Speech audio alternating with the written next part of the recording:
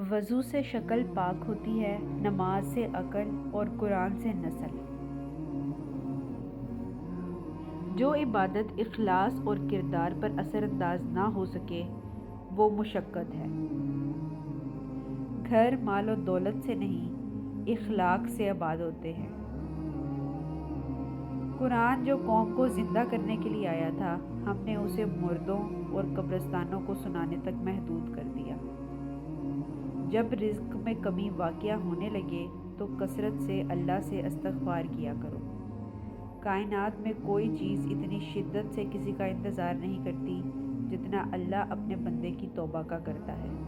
زندگی کا سب سے بڑا رزق یہ ہے کہ انسان توبہ کیے بغیر سو جائے۔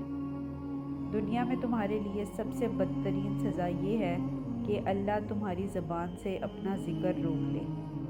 کچھ رشتے کرائے کے مکان کی طرح ہوتے ہیں، چاہے جتنا سجا لو سنوار لو وہ کبھی اپنے نہیں ہوتے۔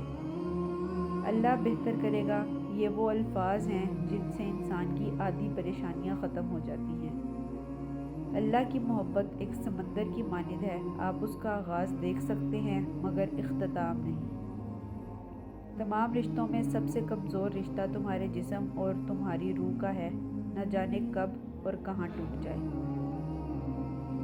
3 طریقوں سے پریشانی خوشی میں بدل جاتی ہے۔ خاموش رہنے سے، کیونکہ خاموشی سے پریشانی کم ہو جاتی ہے۔ صبر کرنے سے، کیونکہ صبر سے ختم ہو جاتی ہے۔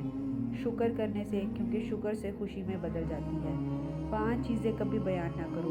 بے تحقیق بات اپنی زبان سے، اپنی خوبیاں، کمزور کے سامنے اس کی کمزوری، خود غرض کے سامنے اپنی مصیبت، بیوی کے سامنے غیر عورت کی تعریف۔ اپنی زندگی میں 4 چیزیں کبھی مت توڑو: بھروسہ، وعدہ، تعلق اور دل۔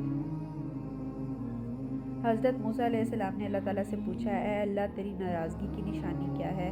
تو اللہ تعالیٰ نے فرمایا، جب تم دیکھو گے بارش بے موسم ہو رہی ہے، حکومت بے وقوف کے پاس ہے اور مال بخیل کے پاس، تو سمجھ لو میں ناراض ہوں۔ زندگی سے کبھی پیار نہ کرو، یہ کسی سے وفا نہیں کرتی، اور موت کو کبھی مت بھولو کیونکہ یہ کسی کو دھوکہ نہیں دیتی۔